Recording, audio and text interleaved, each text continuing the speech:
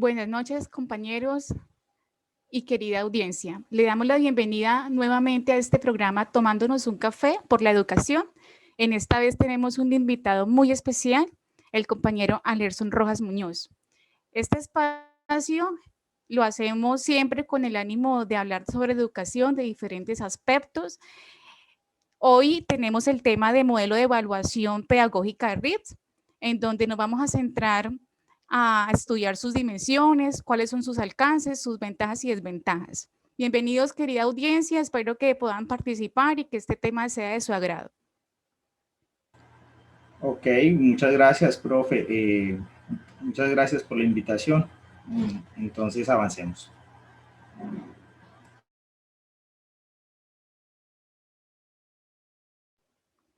Bueno, pues más o menos la dinámica de lo que vamos a tratar hoy, pues vamos a hacer una introducción sobre los recursos educativos digitales para contextualizar aquí a la audiencia. Después vamos a hablar ahí sí sobre el modelo pedagógico, modelo de evaluación pedagógica RIPS. Y finalmente, pues vamos a dar un espacio para las preguntas o algunas recomendaciones de los compañeros. Aquí vamos a aclarar que generalmente tenemos una audiencia de profesores, entonces el tema es muy frecuente, sobre todo en nuestra práctica docente. Bueno, a modo de introducción, yo creo que para nadie es un secreto que actualmente las prácticas educativas se han visto en la necesidad de reinventarse debido a que no es muy diferente como se conocían antes, ¿cierto? Cambiando indiscutiblemente los roles del docente y el estudiante. Hoy en día, esta sociedad de la información cada vez es más dinámica y aprenden de forma diferente. Por todo ello, pues los docentes nos hemos visto en la necesidad de incluir herramientas pedagógicas dentro de estos procesos de enseñanza-aprendizaje y que de cierta manera estas herramientas nos sirvan de apoyo para poder generar espacios educativos mucho más dinámicos en donde el conocimiento o la construcción de ese conocimiento sea mucho más significativo, en donde se vea de pronto el desarrollo de habilidades mucho mejor y pues que finalmente pues logremos un aprendizaje significativo en los estudiantes. Estos recursos educativos digitales pueden ser libros digitales, pueden ser videojuegos, pueden ser medios audiovisuales, cursos online, software, y yo creo que hoy en día pues es cada vez mucho más recurrente que acudamos a ese tipo de apoyos porque por la pandemia pues nos hemos visto con esa necesidad. Bueno, primero entonces vamos a hablar sobre unas características de lo que es un recurso educativo digital o para poder como identificar si realmente ese recurso educativo cumple con esas características y esas necesidades. Primero que todo, un recurso educativo digital pues debe generar nuevos conocimientos en los estudiantes, debe permitir desarrollar habilidades y destrezas, satisfacer la necesidad de los estudiantes y por último, y para nosotros lo más importante es cumplir con un objetivo de aprendizaje, ya que no solamente cuando aplicamos un recurso educativo digital en un aula, esto no asegura que tengamos el éxito en el aprendizaje de, de algún tema que queramos nosotros abarcar, ¿cierto? Bueno, ahora para de pronto incluir un poco a los participantes, queríamos hacer la siguiente pregunta y para ello hemos decidido utilizar un Padlet, el cual encuentran en la descripción, por supuesto, de esta videoconferencia, en el chat, en la parte del chat de esta videoconferencia, y la pregunta es la siguiente: ¿por qué es importante hacer una buena selección del recurso educativo digital? Entonces, si me colaboran, ingresan por favor al Padlet y cada uno va contestando esta pregunta dando doble clic sobre el pizarrón o el Padlet como tal.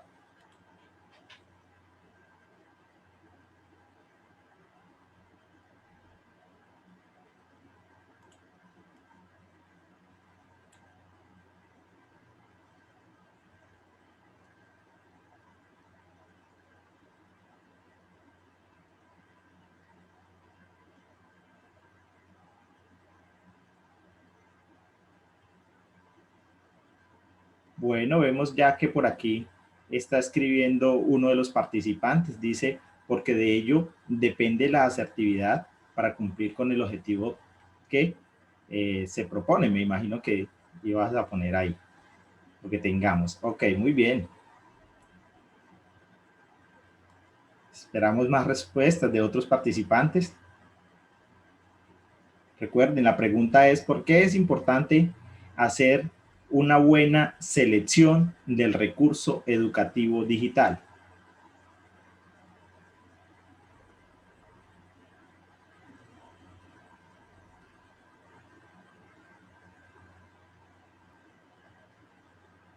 Habilidad que queramos potenciar.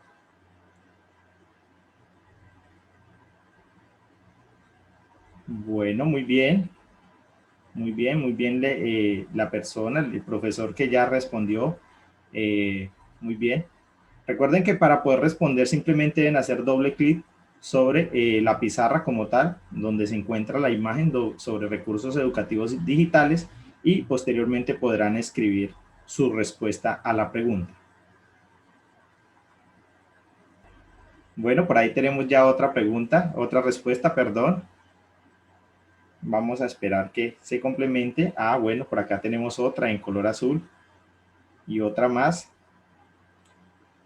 Porque nos facilita el trabajo para relacionar la competencia deseada con los recursos que tengamos. Muy bien.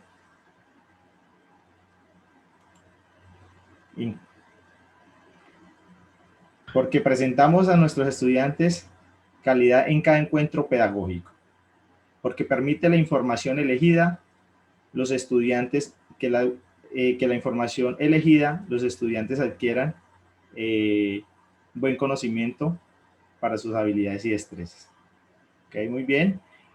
Hay ya también un profesor que le comentó, le hizo 2 comentarios a una de las respuestas. Gracias por los comentarios.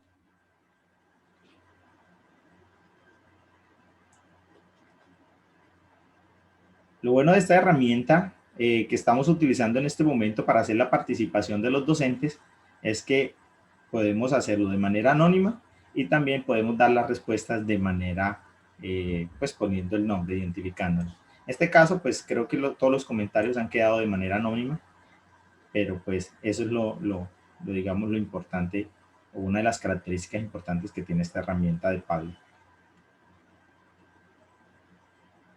Bueno, por acá dicen que porque contar con un recurso es una opción. Bueno, está bien. Bueno, listo, vamos a dejarlo por ahí. Agradecemos la participación que tuvieron los docentes en este Padlet y vamos a continuar entonces con la presentación con respecto a al modelo de evaluación de Rivers.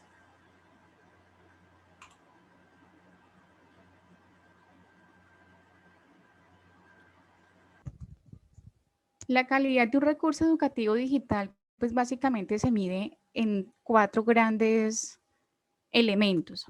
Primero está el elemento tecnológico, que hace referencia a la reusabilidad, a la adaptabilidad, a la compatibilidad, a la eficiencia, a los elementos para la construcción de esa red. Los elementos pedagógicos hacen referencia al tipo de interacción que se da en ese recurso educativo, al trabajo colaborativo, al tiempo de aprendizaje, etc. Los elementos de contenidos hacen referencia a la confiabilidad de la fuente, a la actualidad del contenido, a los contenidos como tal, al nivel de detalle de la información. Y por último, los elementos estéticos y ergonómicos hacen referencia al uso adecuado de fuentes, estilos, colores, proporcionalidad de los elementos, simetría de los elementos, ubicación de esos mismos elementos. Aquí consideramos que el elemento pedagógico es muy importante y hay que resaltarlo en este modelo de evaluación, y porque además de que en los otros modelos de evaluación no es muy recurrente, sino que los otros modelos de evaluación son muy enfáticos a medir el diseño y la usabilidad del recurso.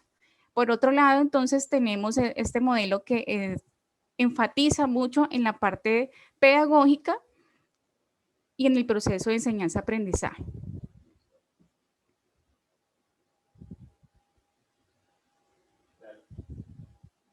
El modelo de evaluación pedagógica RIPS fue formulado en 1997 y se caracteriza por una evaluación para la educación basada en computadores, es lo que hoy en día conocemos como e-learning, la calidad de un red por su diseño y su valor pedagógico, y es un modelo estructurado en 14 dimensiones pedagógicas.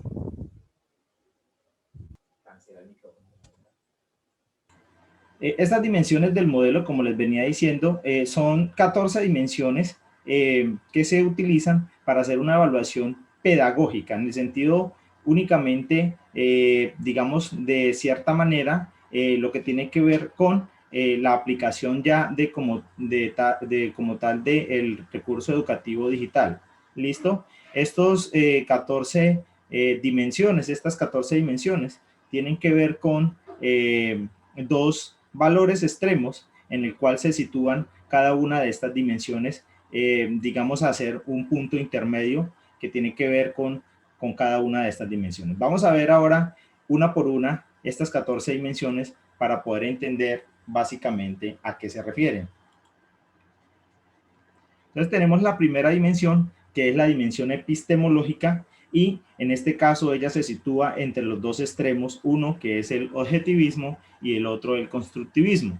Básicamente se centra en la naturaleza, en el origen y la validez del conocimiento. ¿Listo? En cuanto al objetivismo, pues es el extremo donde el docente tiene que ejercer un control sobre qué y cómo aprenden los estudiantes, sobre la elección de lo que es importante aprender, la secuencia, las actividades de aprendizaje y cómo evaluar a los alumnos. Y por el lado del constructivismo tenemos que el estudiante asume el papel fundamental de su propio proceso de formación, es el propio estudiante quien habrá de lograr transferencia de lo teórico hacia los ámbitos prácticos situados en contextos reales. Eso en cuanto a la primera dimensión. En cuanto a la segunda dimensión, que se llama filosofía pedagógica, entonces la tenemos situada entre los extremos del instructivismo y el constructivismo. Hay que decir que de esta dimensión de la filosofía pedagógica se relaciona directamente con la concepción de cómo tiene que ser la escuela, es decir, la concepción acerca de cómo tiene que transcurrir el proceso escolar. Por consiguiente, tenemos también una tercera dimensión que nos habla acerca de la psicología subyacente, y en esta dimensión, que se encuentra situada entre el conductismo y el cognitivismo, decimos que esta dimensión hace referencia a o está relacionada con la forma en la que se ve la educación de los educandos. ¿Listo? Por otro lado, entonces, tenemos la cuarta dimensión, que es la orientación de las metas. Se sitúa esta entre los extremos de metas concretas y metas un poco más amplias. En este sentido, podemos decir que la orientación de las metas, pues como su nombre lo indica, hace referencia al fin con el cual o al fin al que se dirigen las acciones o los deseos empleados tanto por docentes como por estudiantes. Hay que decir que en cuanto a la orientación de las metas, el extremo de metas concretas tiene que ver con que las metas se deben plantear de una forma específica para poder mirar o evaluar qué tanto se ha alcanzado de las mismas. Y en cuanto a las metas amplias, pues lo que toca mirar es cuando las metas son muy amplias, se hace muy difícil verificar qué tanto se ha alcanzado de ellas. ¿Listo? La otra dimensión es la dimensión número 5, que habla acerca del valor de la experiencia. Como su nombre lo indica, el valor de la experiencia está situado entre los extremos abstractos y concretos. En este sentido, el valor de la experiencia se define o se relaciona con el conocimiento como la habilidad que se tiene de una determinada situación. Asimismo, la dimensión en su extremo abstracto, esta dimensión en su extremo abstracto se enfoca en cuánto sabe de todo, o cuando se sabe de todo un poco, pero no se pretende establecer qué tanto se sabe de lo que se necesita. Y por la parte del extremo concreto, maneja adecuadamente todos los conocimientos necesarios para realizar determinada labor. Digamos que son extremos contrarios que se manejan en cada una de las dimensiones. Por su parte, la dimensión número 6, que hace referencia al rol del profesor, se enfoca básicamente en la función que cumple el docente, en este caso con respecto a las actividades que plantea para el estudiante y obviamente bajo el objetivo de la enseñanza que desea brindarle a este mismo. Tiene dos extremos también, uno de ellos es el extremo didáctico y el otro extremo es el extremo facilitador. En cuanto al extremo didáctico, dice que se utilizan todos los recursos de los cuales se dispone para impartir el conocimiento, y por el lado del extremo facilitador, pues este permite que los educandos escojan los materiales que se necesitan para obtener su propio conocimiento. Asimismo, tenemos la dimensión número 7, que se enfoca en la flexibilidad, y en este sentido tenemos que él se sitúa entre los extremos o los valores extremos inalterable, y fácil de modificar. En cuanto a la flexibilidad, se refiere básicamente a la elaboración del recurso y si éste puede ser o no modificado para ser llevado al aula.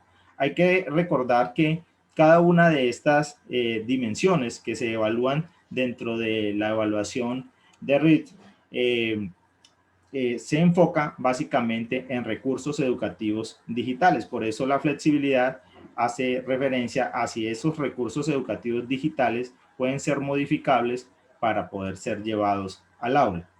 En cuanto a la dimensión número 8, que habla acerca de los valores de los errores, básicamente se enfoca en que los errores permiten establecer qué tantos conocimientos los estudiantes han podido adquirir de un determinado tema. En este sentido, el valor de los errores se establece o se sitúa entre los extremos de aprender sin equivocarse y, por supuesto, aprender de la experiencia o de los errores cometidos. En la dimensión número 9, entonces nos habla acerca del origen de la motivación. Es una de las dimensiones más importantes y más relevantes en este modelo de evaluación, puesto que partimos de que la motivación es uno de los elementos más importantes para que se dé el aprendizaje. Pero esta dimensión de la motivación, del origen de la motivación, tiene dos extremos, uno que es intrínseco y el otro que es extrínseco. Cuando hablamos de la dimensión extrínseca, significa que la motivación viene de afuera, y cuando hablamos de la motivación intrínseca, hablamos de que la motivación es propia, viene de adentro. ¿Listo? En este sentido, el origen de la motivación tiene que ver o está relacionada con la motivación de los estudiantes, ya que es muy importante porque con esto ellos logran construir nuevos aprendizajes o reafirmar los que ya sabían. Asimismo, la dimensión número 10 habla acerca de la adaptación de las diferencias o a las diferencias. Este se sitúa entre los extremos, por un lado, que dice que no hay adaptación a las diferencias o no existen, y por el otro extremo está la multifaceta.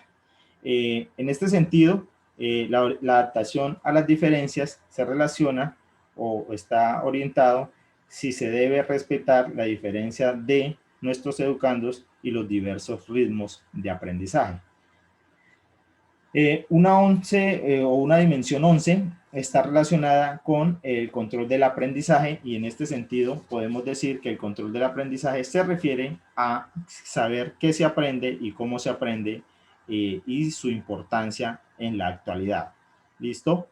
Si lo que se va a aprender o si lo que se va a enseñar tiene alguna relevancia o alguna importancia con el contexto real de los estudiantes. En ese sentido, en algunos casos, un extremo es que no exista y en otro extremo está el hecho de que sea restringido. Y como dimensión 12, tenemos entonces la actividad utilizada, que se refiere precisamente a las actividades que se deben establecer dependiendo de los conocimientos y las habilidades que tengan los educandos. Esta se sitúa entre dos extremos, uno predeterminado y uno generativo. En cuanto al predeterminado, podemos decir que es la misma actividad para todos los educandos sin importar las habilidades que estos posean. Y en cuanto a la generativa, pues se genera dependiendo precisamente de las habilidades que estos educandos tengan. O sea, se tienen en cuenta las habilidades que tenga cada uno de los educandos. Asimismo, tenemos también una dimensión número 13 y una dimensión número 14. En la dimensión número 13, que hace referencia al aprendizaje colaborativo, entonces podemos decir que esta se sitúa entre los valores de sin soporte y entre el valor de integrado. Con respecto a ella, podemos decir que el aprendizaje entre pares es fundamental para el desarrollo de las competencias comunicativas y, por supuesto, de las competencias laborales. Entonces, esto en cuanto al aprendizaje colaborativo. Y finalmente, pues tenemos la dimensión número 14, donde hablamos acerca de la sensibilidad cultural, que se sitúa dentro de los extremos o de los valores extremos, uno que no existe y el otro que es integrado.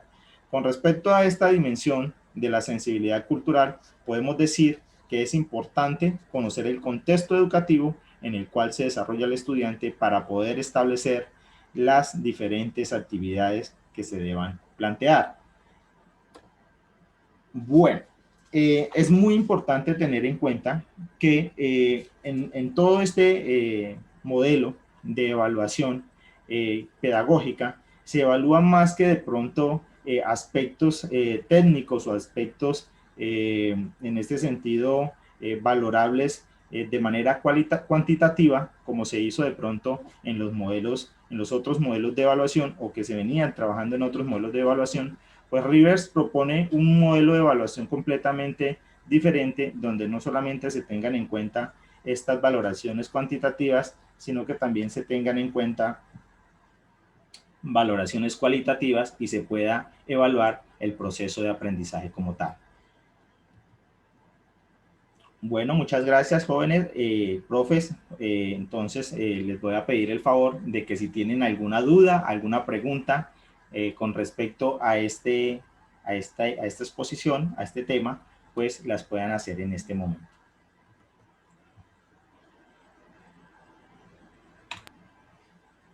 Bueno, profe, buenas noches. Gracias por la explicación de ese modelo. La verdad, yo no conocía tanto acerca de él, pero sí me genera una inquietud. O sea, todos hemos hablado de modelos de evaluación, pero este planteado por Rivers es un modelo, ¿por qué se dice que es un modelo estrictamente pedagógico de evaluación?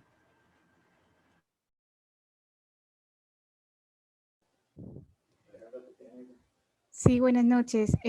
Profe, mira, lo que no es tanto que sea estrictamente pedagógico, pero sí se contempla que es uno de los modelos de evaluación, por eso el nombre pedagógico, porque si no podemos dar cuenta en sus dimensiones cómo contempla ese contexto del educando, cómo contempla la motivación, cómo contempla, por ejemplo, la implementación de nuevas metodologías de aprendizaje.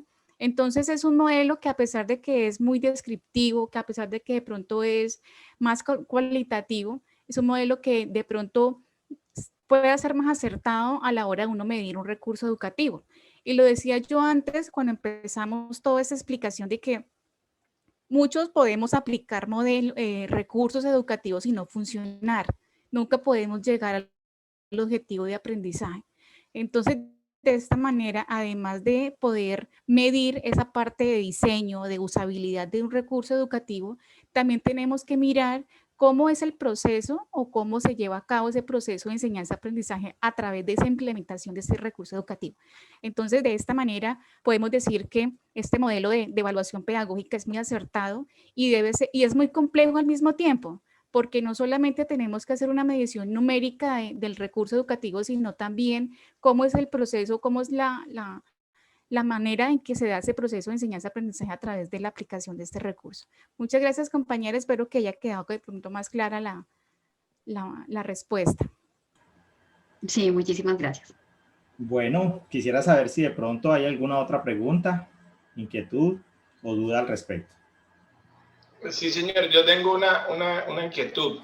¿A qué se refiere la dimensión denominada valor del error en este modelo de evaluación? Bueno, pues básicamente la dimensión del valor del error, como su nombre lo indica, hace referencia al aprendizaje que puede obtenerse en base a precisamente el ensayo y error como experiencia. Es decir, aprender a partir de los errores cometidos. ¿Para qué? Pues para precisamente no volver a cometerlos. Ese es el hecho o es, digamos, el fundamento de aprender acerca del error, o sea, del valor que tiene el error como tal en el aprendizaje de los educandos. Muchas gracias. Bueno, chicos y chicas, profes, creo que terminamos. Muchas gracias por su información. Muy interesante esa presentación que hicieron de su modelo. Gracias. Vale. Sí, Gracias. muchísimas gracias a todos. Bueno, muchísimas gracias.